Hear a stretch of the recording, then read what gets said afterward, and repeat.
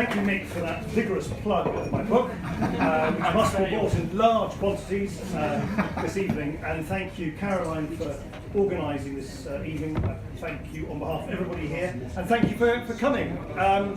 As Nick said, I will speak for a bit, and then it's really over to you, so we can have a discussion before you move on to the next point in the agenda. Nick, I slightly winced when Nick introduced me as Remainer royalty. I mean, having been roundly condemned by everyone from the Guardian to the Daily Mail and all my friends on the right and left of British politics for a knighthood, I don't want to be branded as Remainer royalty this evening. And you may well ask why someone such as myself, who has clearly come to the end of my time in active politics, and should be sort of gracefully or disgracefully retiring into the mute background, why is it that I feel the need, the wish, the compulsion to speak out on this issue of Brexit such as I do? And there are lots and lots of reasons, but I have to say the fundamental one isn't a particularly political one.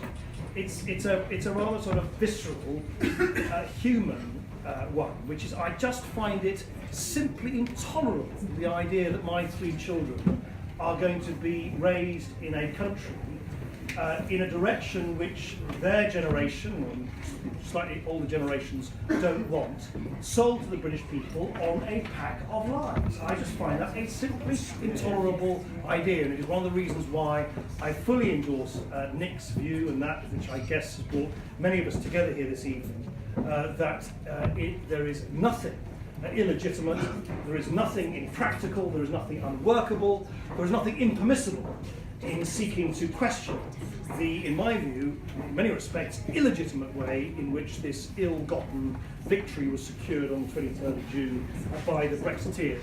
And I want, in the time that I have available to speak to you now, just really to raise 3 things. One, geography. The other one is time. And the third one is democracy. First, geography. And the reason I say this is because I think good old-fashioned geography, the kind of immutable fact of the tectonic plates, the geology which determines where we are located, is something which has been forgotten, something which has been misrepresented, and is something which, in my view, will come back to loom much larger in the debate during this year in 2018 than many people appreciate. Now, I suspect many of you here are familiar, and I don't need to rehearse them for you, the litany of misrepresentation, hyperbole, fibbing, mendacity and downright lies which were repeated and continue to be repeated ad nauseam by leading Brexiteers and by the Brexit campaign.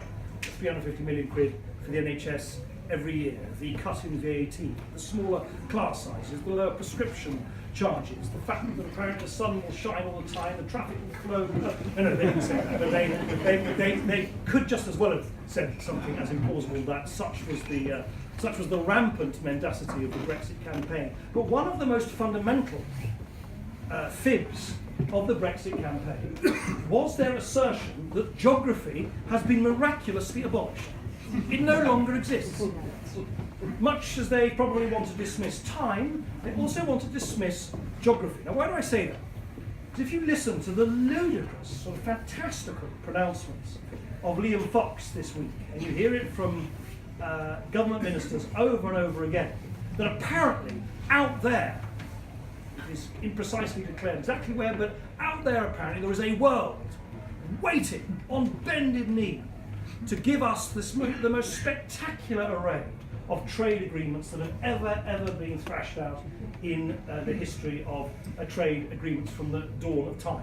And apparently it is our continent, it's our neighbourhood, it's our neck of the woods, these perfidious bureaucrats in Brussels that have been stopping us swashbuckling, buccaneering islanders, us buccaneering Anglo-Saxons from striking these trade deals, no doubt on newly minted gunboats designed exclusively for the purpose.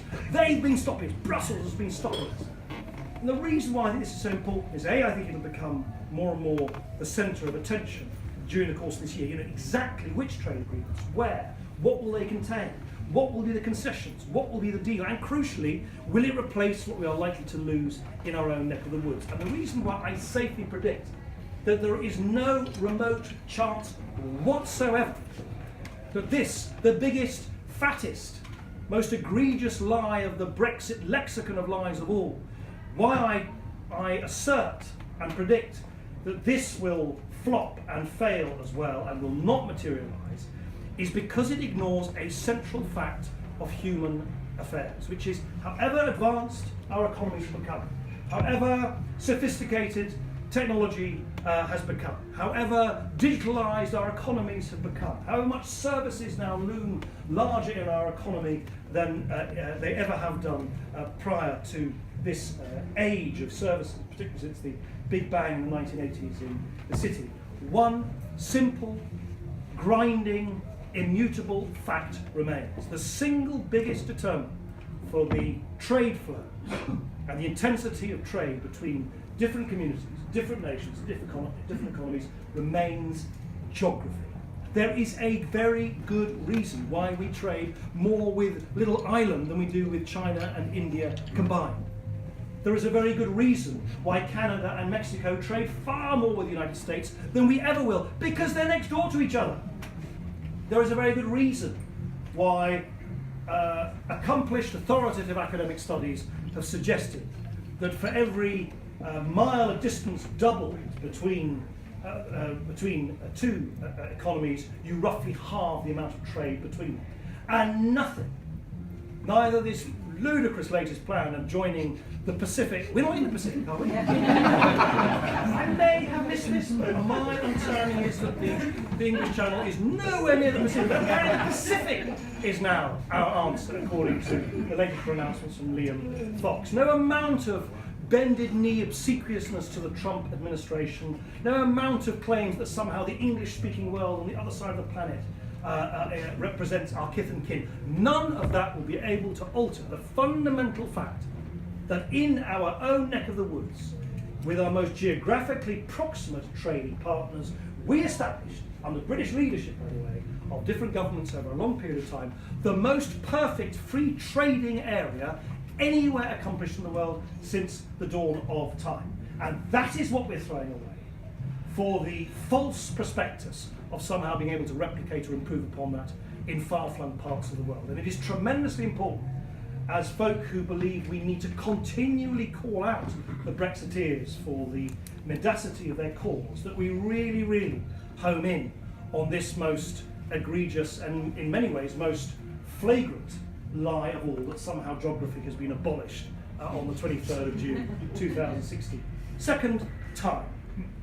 Now, the referendum took place, just over 18 months ago. If you were to read much of our British daily press, if you were to hear the drumbeat of propaganda from Brexiteers in the Conservative Party and elsewhere, you would think that something remarkable was achieved before Christmas. An extraordinary breakthrough. The sun shone, the clouds, the mist of uncertainty lifted. And now there's a vista before us where we can see very clearly before us the sunny uplands of Brexit because of this great breakthrough at the EU summit. It's worth dwelling for a minute on actually what they achieved in 18 long months. They first wrote a cheque, right, which could be done in about 5 minutes. They came to wholly predictable agreements, having, by the way, said they never would do so on the rights of EU citizens in our country and UK citizens elsewhere, and they smothered the Irish border issue in lashings and vast helpings of fudge, which did nothing, absolutely nothing, to resolve the fundamental contradiction of claiming that you're going to create a new border but not actually have a new border. You either have a new border or you don't have a new border, and none of that has been altered. So, in 18 long months, a cheque was written, a wholly predictable and in fact desirable agreement was reached on EU citizens, well, not entirely wholly, but largely, and fudge was administered on the most difficult issue of all. Are we seriously now being expected to believe that in 10 months That's what they achieved over 18 months. That in 10 months, or thereabouts, 10, 11 months, we've been told that the deal, in all its glory, all the T's will be crossed, all the I's. I haven't said that. That's what the government has said over and over again. That MPs will be able to vote in 10 or 11 months on an all-singing and all-dancing new arrangement, which will set out in meticulous detail the continued relationship between the UK and the EU once we have left the European Union. And all of that is going to be thrashed out in 10 years. 40 years of social, legal, and political, and cultural interdependence, apparently, is going to be rewritten, reordered, reorganised, reorchestrated within 10 months from a bunch of muppets who took a year and a half to deliver fudge. Now, this has profound consequences, in my view, and it leads on to my third point about democracy. There simply isn't the time left for the government to do anything more than polish and slightly amplify on the agreement on those three items I've already enumerated. They will be able to maybe make some progress in talking in vague and no doubt utopian terms about Canada plus with bouquets attached to make it sound great. By the way, the Canada Free Trade Agreement, you'll hear this being repeated over and over again by Brexit because it sounds great. Because Justin Trudeau is really sexy. And he speaks English, and they love the Queen, and they watch the BBC, and they like upstairs, downstairs, and all this absolute sepia-tinted drivel. And they will get, and everyone's like, oh, that's great because they're better, aren't they, than those swarthy foreigners just a few miles away across the channel. There is absolutely no way in that very short time window left of 10 months that MPs will be provided with any meaningful detail on what the future of our relationship with the European Union really means, beyond these Canadian platitudes and beyond the fudge that has been administered to the Irish border issue already. And that seems to me to pose profound questions about what kind of democracy we live in. Because it means that the government will be asking your representatives, our representatives, in our representative democracy, to sign off the future of our country forever, with the very, very profound consequences it has for future generations, on an outline, on a series of platitudes, on the fact that Justin Trudeau is sexy, on fudge, on an Irish border dilemma which is unresolved, on the idea that geography can be eliminated, on the idea that prescription charges, VAT, the sun, everything's be better, because they say so. That is what our great, wonderful, venerable democratic traditions are being reduced to. And I think it is a simple outrage. So when I hear John Humphrys splutter on the radio this morning when interviewing Tony Blair that, but the people voted, firstly, not quite true, is it? On the losing side in that fateful referendum, by the way, 16.1 million people voted. That is more than have ever voted for a winning government. So don't lecture us who continue to want to stand up for what is right for the country in the long term on democracy. They have taken a very, very narrowly won referendum. There was only 650,000 votes in it. It's out of a country of 66 million. Just 650,000 Brexiteers had voted the other way. We wouldn't be in the predicament we're now. Yet they claim, if you listen to everyone from John Humphrys to The Guardian, from Kate Hoey to John Redwood, listen to all these people, you'd think that the whole country as one, en masse, voted for the liberation of the Brexit, and that only Nick Clegg and Ken Clark voted the other way. So they have reinterpreted the photo finish vote in the name of democracy. Now want to ram down MPs' throats a deal which won't be a substantive, meaningful deal in its content in any shape or form in a short time available to us.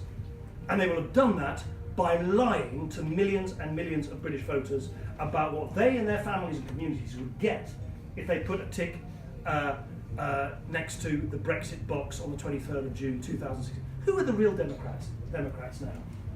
And remember, by the way, behind all of this, lurks something that can only be called a Brexit elite. A collection, as I enumerate in this outstanding best-selling book, which shamefully I see in that pile there, some of you have not yet bought, as I enumerate in that book, if you actually analyse the people who funded the Brexit campaign, funded UKIP, funded anti-European think tanks over many years, funded the Conservative Party, they are a relatively small collection of entirely identifiable angry older men, many of whom neither live or pay taxes in this country, and they range from Rupert Murdoch to the mad, if sort of somewhat sort of malign genius of Paul Dacre, from the hedge fund managers who funded the campaign through to the Barclay brothers who run parts of our press. This is an identifiable group of older, angry, white men who are united by one simple idea, that the future of Britain should be a low tax, low welfare, low protection, low regulation, insecure economy. It's sort of very unfair on Singapore, by the way, to keep calling it Singapore on stilts. But that is what they want. And that is what we're up against. So what we're up against, beyond everything else, is a kind of ideological coup in which the totally legitimate frustrations and anger and disenchantment with the status quo of millions of our fellow citizens, particularly those on low and middle incomes, and their misgivings with the status quo, their anger with it, I have no quibble with that at all. It's quite understandable, perhaps inevitable, that they should use any opportunity in the ballot box to register an objection with the status quo, which they felt was treating them, and still feel is treating them so unfairly. The people I abhor, I absolutely abhor, are those rich, angry, offshore older men, none of whom will be affected. Their families won't be affected, their livelihoods won't be affected, their welfare won't be affected by the consequences of Brexit. And they are foisting it upon us in pursuit of an ideological agenda for which they would never ever for which they would never ever win a mandate in the ballot box. So, in conclusion, don't forget that geography still matters. Remember that there is no time left now for the legitimate scrutiny which we should apply to a Brexit deal before it is signed and sealed towards the end of this year. And thirdly, don't ever be cowed by the argument that by somehow seeking to reopen this and to question this, you are not being democratic in raising those objections. I would argue, in conclusion, that when MPs are presented with whatever threadbare arrangement David Davis and Theresa May have managed to cobble together with Michel Barnier in the autumn and winter of this year, I would argue it's not a choice.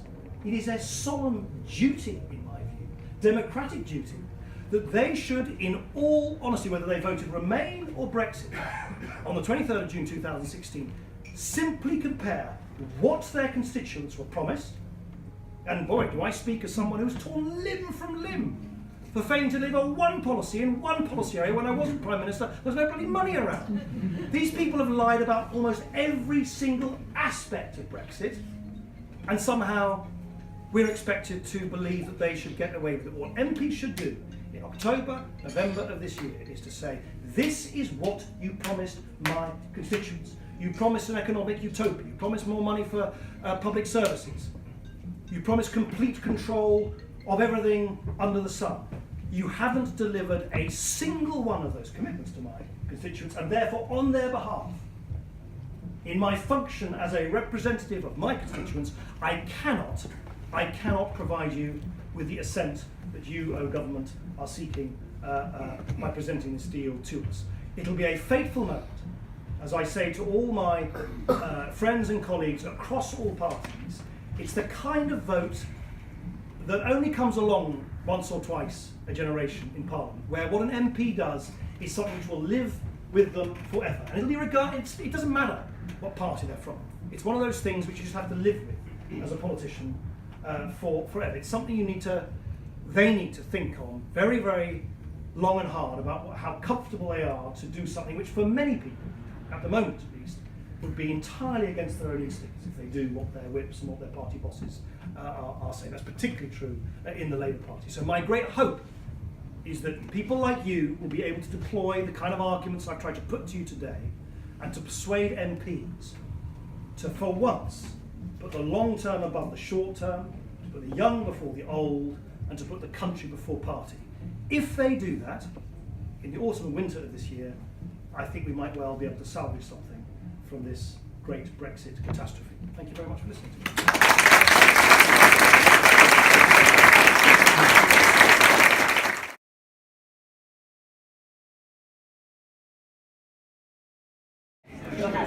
Caroline, she organised the visit. Thank you, Nick. Thank you, Nick. Thank you for really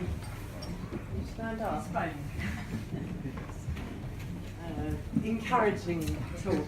What I want to ask you, and it's set out in your wonderful book, which I encourage everyone to go and buy, is what we can do. What groups like us, what can we do practically? What can we do tomorrow, next week, next month?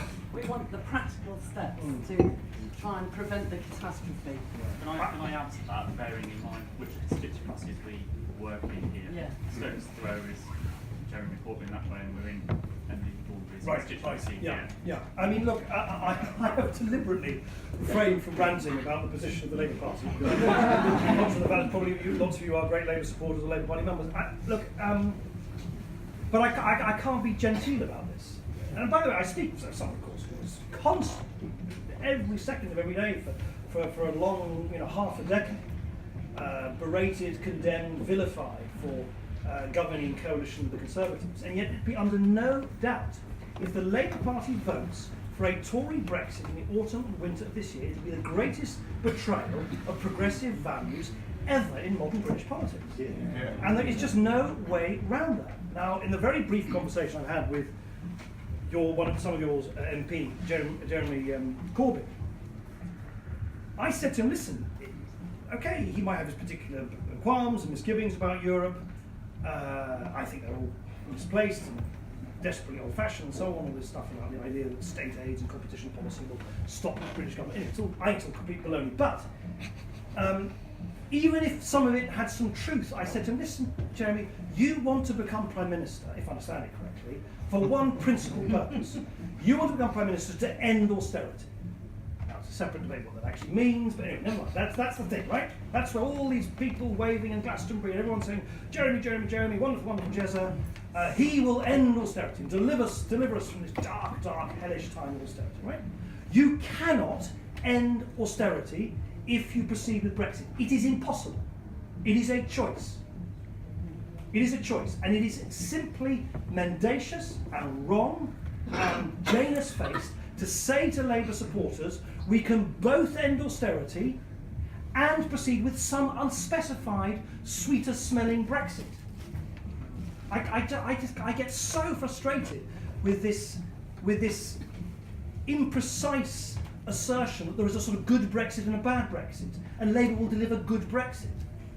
And in all my contacts, by the way, with European leaders and European Prime Ministers and Foreign Ministers and so on and so forth, I always find, certainly in private, much, much more mature and intelligent on this point. They all say to me the following. They all say, listen, Nick, this is bad for all of us. We don't think there's any upside about Britain leaving. We think it's going to be worse for you than for us, but there's no upside. So we will try and limit the damage, but be under no misapprehension, that is what this is about. It is a damage limitation exercise. And I think that is a much more accurate and astute and realistic assessment, rather than this idea where both the right and the left in British politics now are conniving on this idea that there is this unspecified nice Brexit somewhere. It's rubbish. It's rubbish. And if I say anything to you with any urgency, is please, we have so little time. Don't be polite about this anymore. Don't soft soap this. Don't hold back. These MPs have got to know urgently, A, that they will lose your support and your affiliation and your party membership, I would even hazard to suggest, if the Labour Party continues with this course. But also spell out in words of one syllable that it is simply wrong to make, and as I said before, I'm constantly being told, oh, you made promises which you wouldn't keep. What happened to me is like a Sunday school picnic compared to the lie of saying that you can end austerity and proceed with Brexit. You cannot.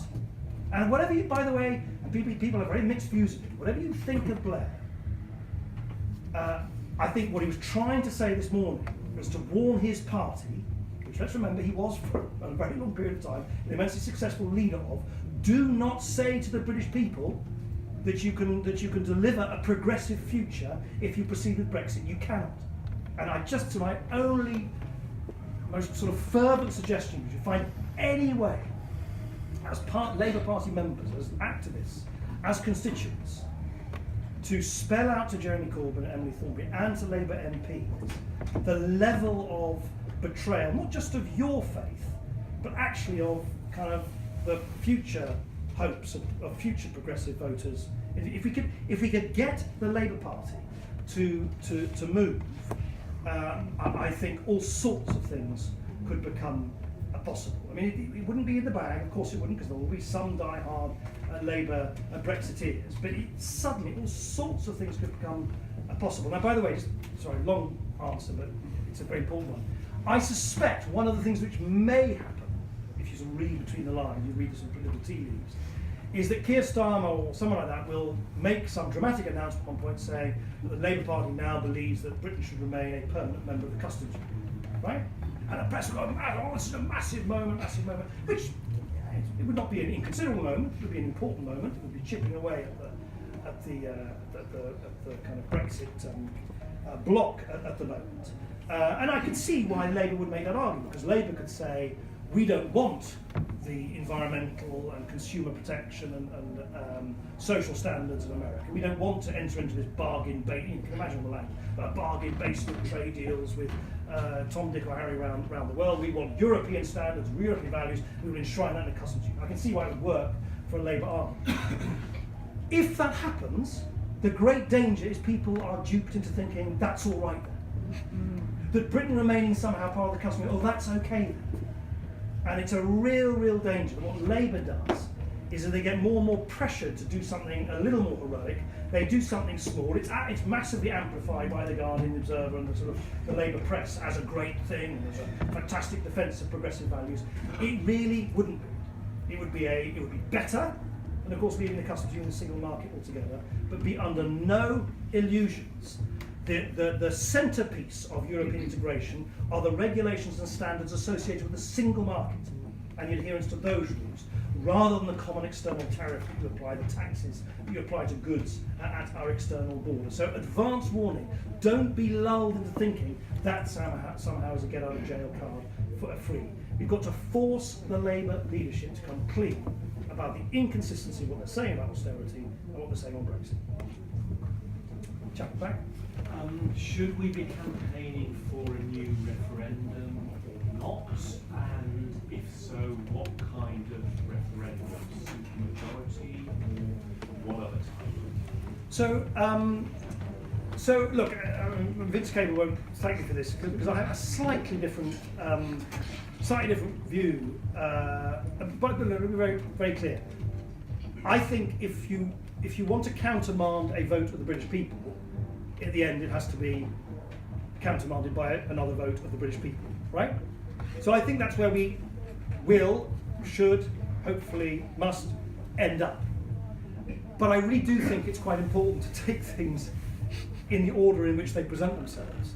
To get to that point, there are so many sort of turns of the wheel in the meantime. And the most important one is the vote in Parliament. There is no way out of this cul-de-sac which doesn't start with MPs being braver than they presently look to be, likely to be, and vote against the deal. If they vote for the deal in the autumn-winter, we're stuffed.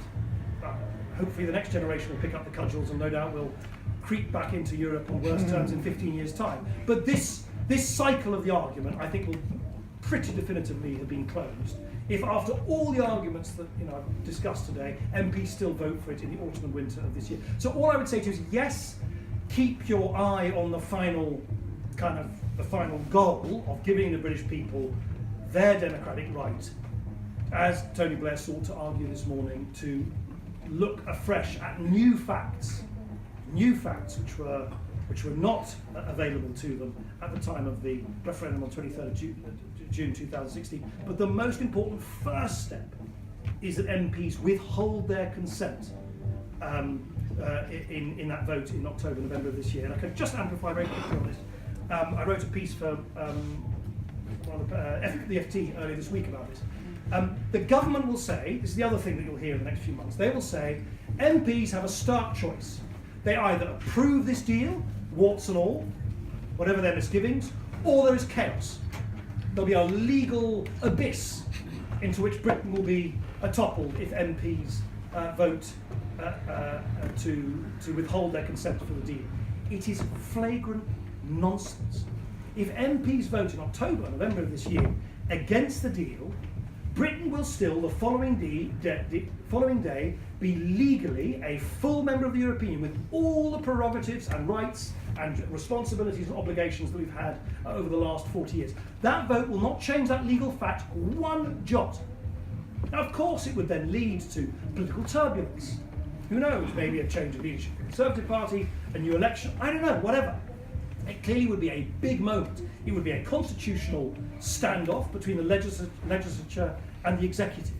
But what it won't be is an instant state of entropy and chaos, which is what the government will say. So again, forewarning, if I can put it that way, it's an argument which will be deployed a lot, and it'll be repeated by Labour MPs who'll be looking for an alibi, for an excuse for their rather unheroic stance on Brexit. It is not true.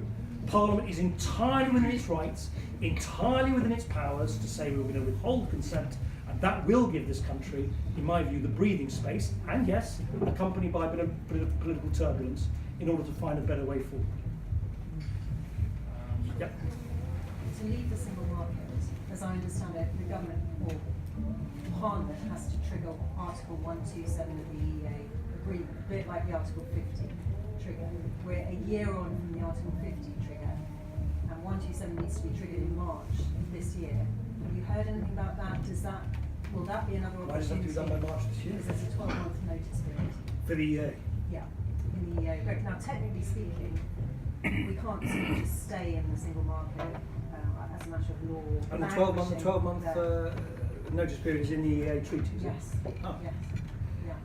So I think legally speaking, we can't sort of remain in the single market, but not be an EU member state. But unless they've triggered 127, effectively we'll sort of languish there. Are you a lawyer? Yeah. Yeah, right. Not I'm married to a trade lawyer, so I don't say accusatory. the law that accompanies it. Yeah. So I just wonder if that's March. No, I had not. I had not known there was this 12-month notice period to abrogate from. I think we're going to have to, and I think the government has accepted that they need to trigger it with a vote in Parliament. But then I don't know if Labour's going to move quickly. To which the answer should be, of course, just thinking on my feet, should be that it is impossible to do that.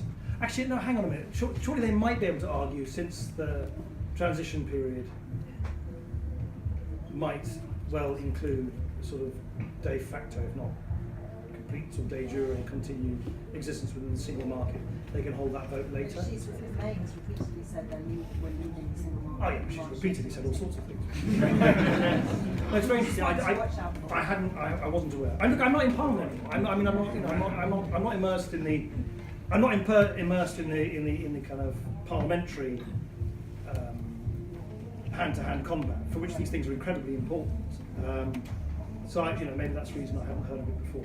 But I think this was the subject of a judicial review request by Jonathan Lewis and others, and it was rejected because it was untimely. But Yeah, that's important. Can I make a presentation? But can I make a presentational point, which is, and of course I said there's great trepidation because, as I said, I'm married to a formidable lawyer. I personally, my instinct tells me it's quite important not to, and I'm not saying you're doing that by the way, but it's just a wider point, so sort of extrapolating from the question. It's quite important not to use legal arguments as a surrogate for quite sort of primitive, fundamental arguments about democracy and accountability and so on. Yeah. And I worry sometimes with some of the sort of conversations I've been involved in, have a court case here, have a challenge this, challenge that. It's like, you know, at the end of the day, this is a very brutal sort of political question, and no end of legal cogitation can be a surrogate for it. And it can help, of course it can. And Gina Miller's case was, of course, tremendously important in that respect, but we shouldn't think there's a get-out-of-jail card for free buried somewhere in the legal underworld. But that's just a sort of, that's as much an excuse for ignorance as it is. Yeah.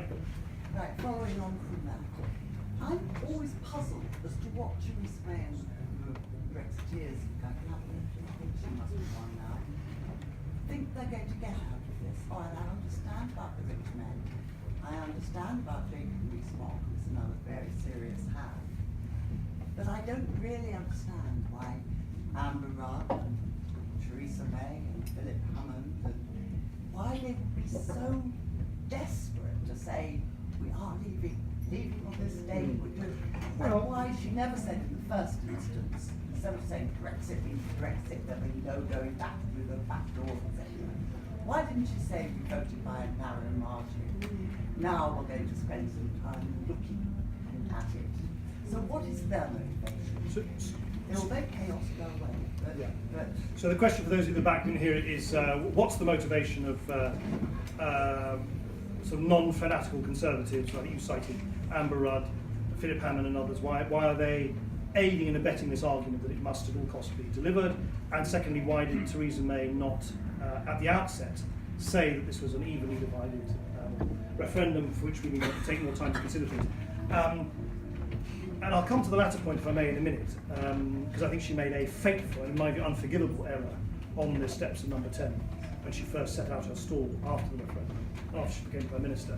But the answer to the first one is simple, primitive, political survival. I mean, it is impossible to exaggerate how much the membership of the Conservative Party, the arteries, the blood and guts of the Conservative Party, has now become, on this issue at least, and actually on many others increasingly, indistinguishable from UKIP. I mean, it is, you know, when I speak to...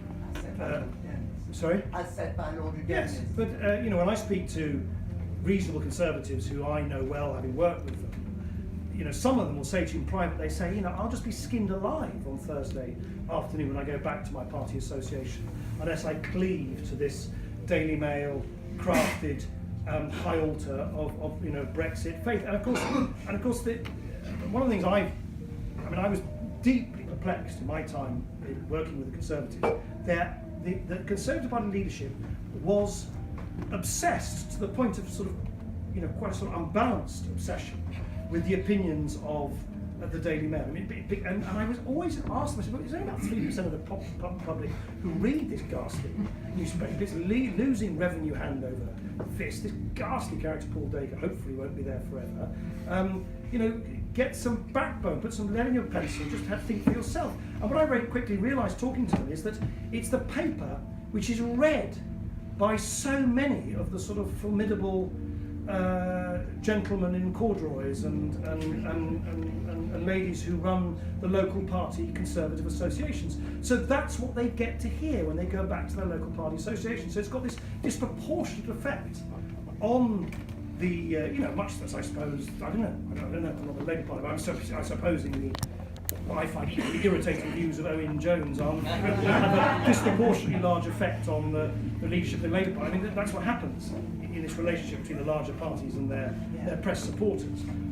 But for whatever reason, you've got this nexus of these right-wing papers, particularly but not only the Daily Mail, that an older and very virulently Eurosceptic membership, and of course the fact of the referendum itself, and all of this conspires to create this sort of tablet of stone quality, really, to the referendum. When you quite rightly suggest, in most other mature democracies, if you had such a finely divided referendum with no minimum threshold beyond which a result is in a sense placed beyond question, in most other mature democracies it would just be unthinkable that you would then place upon that very ambivalent, if you like, decision, where, let's not forget, 70% of young voters, those who have to pay the heaviest consequences of the decision, voted on the losing side.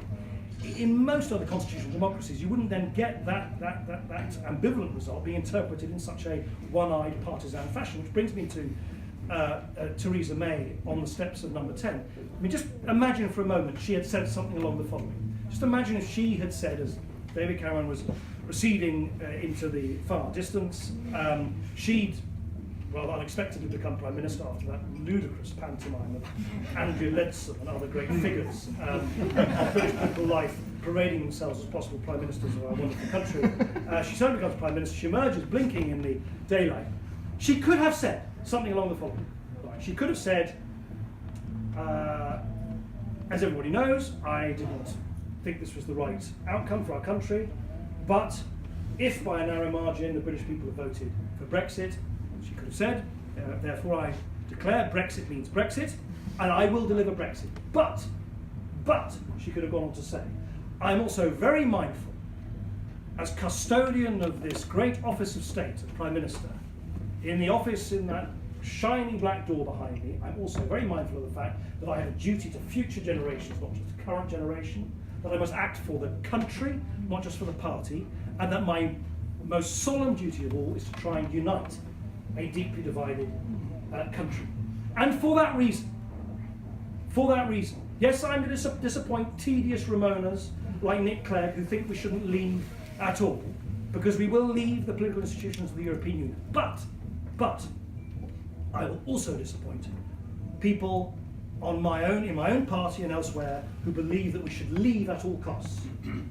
John Redwood, Liam Fox and others will be disappointed because I'm going to pursue this negotiation in a spirit of compromise. And I will seek a way of trying to safeguard the great economic achievements of this borderless marketplace created by my great heroine Margaret Thatcher before me. A great triumph of conservative government statecraft in the past. I am going to do everything I can to safeguard our full participation and rights and prerogatives in that, even as we leave the institutions of the European Union. Now, you can then have a great debate about whether you think that sort of Norway-style model is a desirable one or a possible one. But here's my point, my political point. If she had said that, me would have grumbled on one side, and John Redwood, Liam Fox, and Paul Dacre would have grumbled on the other. But you know what? I think most of the country would have said, fair dues. That is a fair representation of the very divided country we inhabit and of a very difficult hand she has been delivered by the British people. I think most people would have said, fair enough, she's going to proceed in a spirit of compromise, reaching out to the losing side, then we'll give her the benefit of the doubt. Because what she did instead was quite remarkable. She basically sought to disenfranchise close to half the voting public. And this comes back to this democratic point. I simply do not believe in a sophisticated and mature democracy.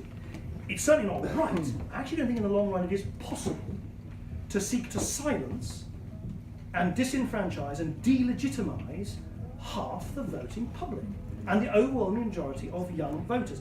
That was her fundamental, in my view, unforgivable error, is that when she could have acted big as a stateswoman seeking to genuinely act for the country and sending out a powerful emotional signal that she wasn't going to be captured by any sort of vested interest in her own party elsewhere, instead she just fled for the hills and retreated to the safest ground possible, which was that of the right wing of her Conservative Party. That is what, in my view at least, has made this whole Brexit saga since that vote so much more destructive than it needed to have been. Yeah. Isn't that because she didn't deal with Paul Dacre to back her leadership campaign when it was still a campaign when other people dropped out, and therefore she was committed to doing that? Yeah, possibly. But that's politics. I mean, in politics, people constantly seek the support of folk who they need to. But at the end of the day, the politicians who stand out are those who are nonetheless prepared to think for themselves and genuinely act for the country. I mean, you cannot take the mandate from the 23rd of June 2016 and declare that somehow it is a unquestioning mandate for the very, very narrow interpretation of Brexit. You're absolutely right, but she's already pre-done the deal with Paul Dacre and is locked into that position. which means she can't get out of it. I think that's why that's happened. Well, quite a lot's happened since. She hasn't got a majority. People forget this. And she put herself before the British people and said, in terms, vote for me, because I'm the only one who can deliver Brexit. I'm the only one who can do it in a strong and forthright way. She was given a great big sort of fat raspberry. The thing that, and again, apologies for the sort of Labour members amongst you, the great tragedy, now I say this as someone who's not in the political game anymore, genuinely cares. I care so much more about this, by the way, than my own party, than any party politics. It is so much more important. But it is just so distressing to me that the Labour Party appears to have fooled itself, duped itself into thinking that with one more heave it's going to get a majority of its own. The Labour Party should be 20-25% ahead in the Parliament. It's one of the great shameful facts that a Labour Party is not able to kill this government. A good opposition party would kill this government in a week. It's pathetic that they don't do it. And the fact, and of course this is all linked. And that's why they're not taking a more heroic stance on Brexit, because they think all they need to do is sit tight, and somehow by osmosis, they'll be sort of wafted into Downing Street on a litter.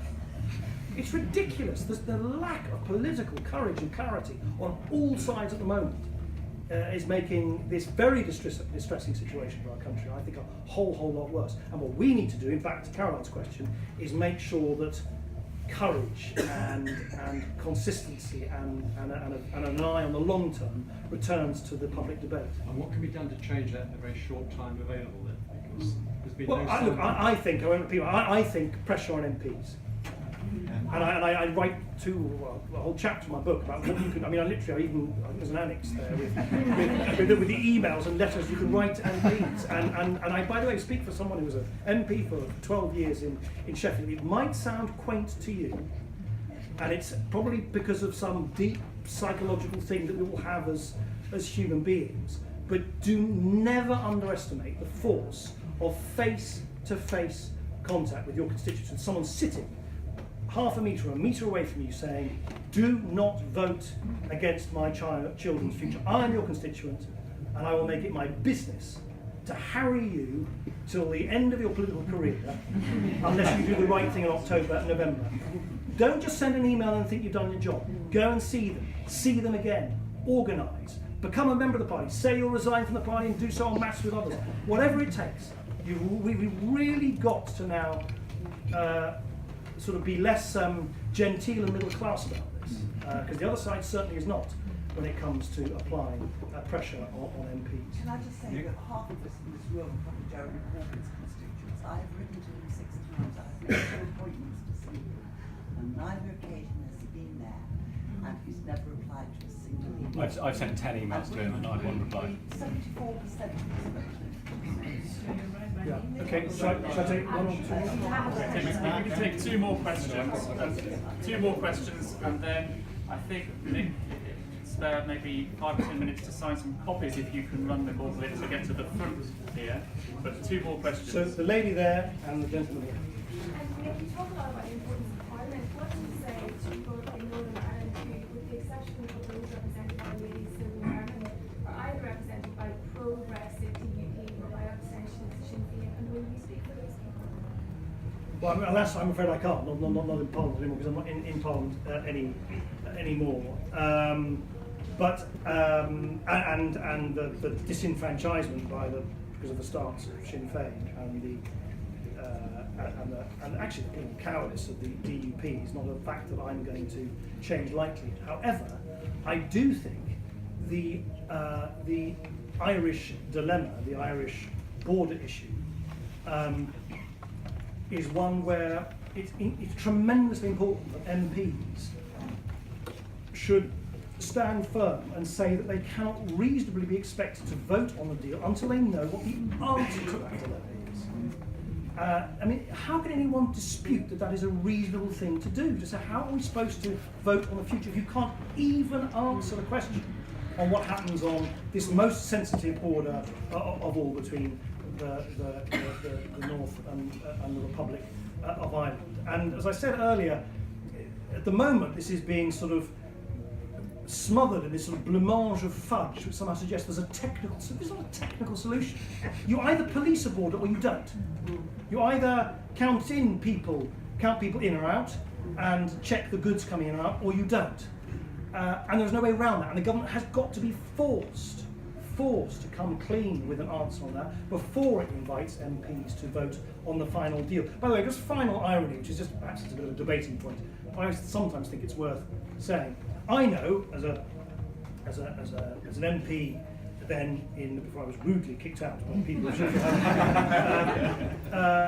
that in the referendum campaign, and I didn't, and I keep reading, I was a leading campaigner referendum. I had absolutely no role in the national referendum campaign at all. I diligently just focused on my own constituency, which did actually vote with a healthy majority for Remain. But my point is this: I spoke to hundreds, thousands probably, of Brexit voting folk in Sheffield, and the refrain I kept hearing, because it really did catch the public imagination, was we want to take back control of our borders, right? Take back control of our borders. But it was borders. This idea, this imprecise idea that our borders were chaotically administered, that people were just allowed to drift in and out of the country and so on and so forth. It really got there into the kind of political solar plexus of the British public. Can you believe it? That having told the British people that Brexit would mean we're going to take back control of our borders, Brexit will now lead to the creation of a new border, which didn't previously exist, a land border between the United Kingdom and the EU, and then those very same people are now falling over themselves to say they don't want to control it. It is such spectacular hypocrisy that you say to people you're going to control borders, you create one which didn't exist, and then you say, well, we don't want to touch it. And I sometimes wonder whether that's an argument which we need to fire out more aggressively. Nick, what will happen if this all comes to a very sticky end and there's some transition and there's nothing in place to deal with counter-terrorism, international crime, which is all at the moment dealt with by EU directives, which cannot just be transposed overnight? What's going to happen? Okay. What's going to happen? I don't know. Every political prediction I've made in the last 10 years has been wrong, so I just want my own fate. So don't ask me to make predictions.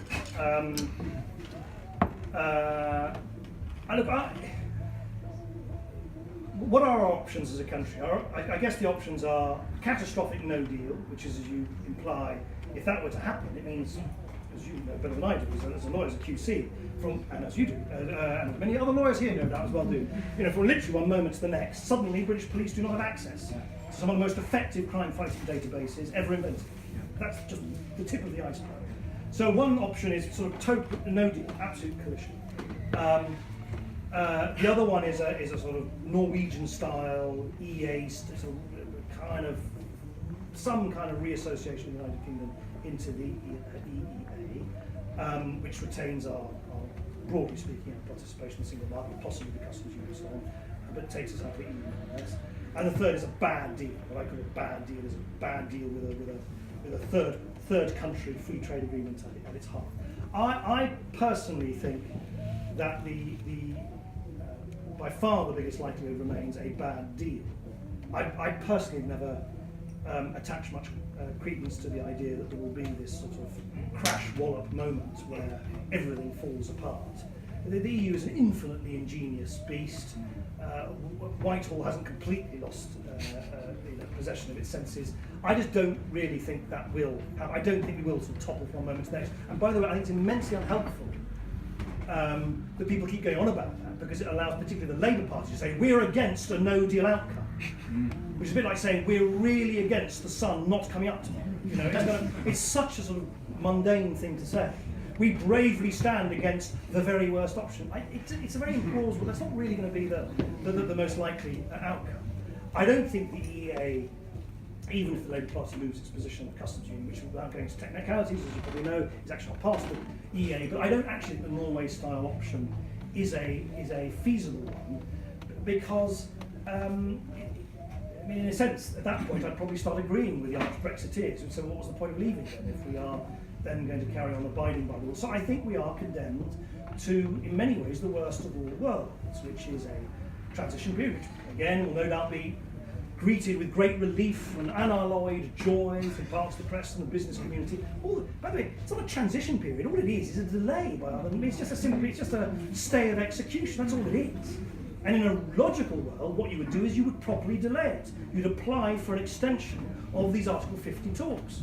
But because no one wants to do that, because that's taboo, they've come up with another euphemism for delay, which is this transition period. That's all it is. It's just a euphemism for we don't have any time to sort all this out in time. And then, sorry, rant. Final bit of my rant. But since you invited me, and this genuinely distresses me because I had 5 incredibly interesting, exhilarating, sometimes difficult, but always very stimulating years in government. And most of the time, I was immensely impressed by the kind of collective memory of statecraft and diplomatic aplomb and ambition. And we're a small country floating off the northwest coast of the European landmass, but we're also a really big-hearted country. We don't turn our back on the affairs of the world. We've got this sort of swagger in which we think that what we say and what we do matters in the world at large. And it really distresses me that great tradition of an ambitious, big-hearted Britain will be reduced to the following predicament. We will enter into a transition period, and it will be only during the transition period that we will negotiate all the hard points of our future relationship with the European Union after we've thrown away what remaining leverage we have as a member of the European Union. I mean, it's such a spectacular own goal. It is an act of such monumental diplomatic and political masochism to say we will willfully put ourselves in the weakest possible negotiating position before we're prepared to actually thresh out the details of our future relationship. That, unfortunately, is what our country has come to in the hands of these wretched Brexit muppets. Thank you very much.